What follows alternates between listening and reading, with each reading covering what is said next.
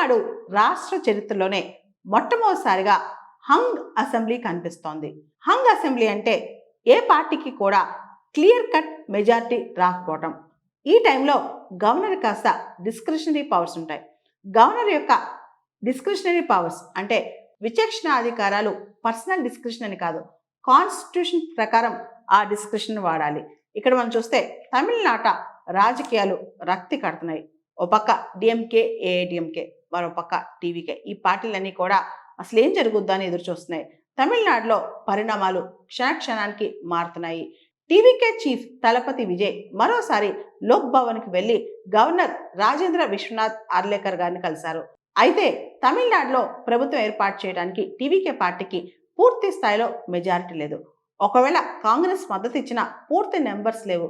Governor పూర్తి నెంబర్స్తో రావాలని చెప్పి విజయ్ని రెండోసారి తిరిగి పంపించినట్టు కథనాలు చెప్తున్నాయి అన్నమాట. అయితే ఈ విషయంలో గవర్నర్కి ఏ విధమైన అధికారాలు ఉన్నాయి? గవర్నర్ ఫ్లోర్ టెస్ట్ పెట్టాలి కదా. యాక్చువల్లీ సర్కారీ కమిషన్ రికమెండేషన్ ప్రకారం మొదటగా ప్రీ పోల్ అలయన్స్ని ఇన్వైట్ చేయాలి గవర్నమెంట్ ఫామ్ చేయడానికి. అలా లేకపోతే single largest party with the support of others, లేదా అదే టైంలో సింగిల్ లార్జెస్ట్ పార్టీ కనుక చేయలేకపోతే అప్పుడు పోస్ట్ పోల్ అలయన్స్ని తీసుకురావాలన్నమాట. అయితే ఇదంతా గవర్నర్ ఎక్కడ డిసైడ్ చేయాలి? నాకు సంతృప్తి ఉందా లేదా, మీ దగ్గర నెంబర్స్ ఉన్నాయా లేదా, గవర్నర్ ఏం అడగాలి అంటే గవర్నర్ లోక్ భవన్లో కూర్చుని కాదు, ఫ్లోర్ టెస్ట్ అడగాలన్నమాట. అంటే మీరు నెంబర్స్ నిరూపించుకోండి అని అడగాలి. అయితే ఇక్కడ గవర్నర్ తమిళనాడు విషయంలో ఎటువంటి నిర్ణయం తీసుకోవాలి?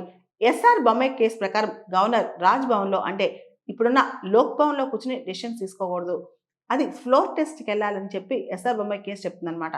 దాంతోపాటు 2018లో కూడా కర్ణాటకలో ఆల్మోస్ట్ ఇలాంటి ఎపిసోడ్ వచ్చింది. అప్పుడు కూడా ఏ పార్టీకి పూర్తి స్థాయి మెజారిటీ రాలేదు. దాంతో అప్పుడున్న బీజేపీ సింగిల్ లార్జెస్ట్ పార్టీని పిలిచి యడ్యూరప్ప గవర్నమెంట్ ఫామ్ చేశారు. కానీ వాళ్ళు అప్పుడు ఫ్లోర్ టెస్ట్లో గెలవలేకపోయారు. కాబట్టి ఇప్పుడు తమిళనాడు గవర్నర్ ఎటువంటి ఆప్షన్స్ చూస్తారనేది మనం వేచి చూడాలి. ఇక్కడ డిఎంకే, ఏఐడిఎంకే రెండు పార్టీలు కలిసి వస్తాయి ఇతరుల మద్దతు అని చెప్పి ఇంకో కథనం వినిపిస్తుంది. అయితే ఇక్కడ ఇరు పక్షాలు డిఎంకే, ఏఐడిఎంకే ఆ కథనాలు తప్పని చెప్పి కొట్టి పారేస్తున్నాయి.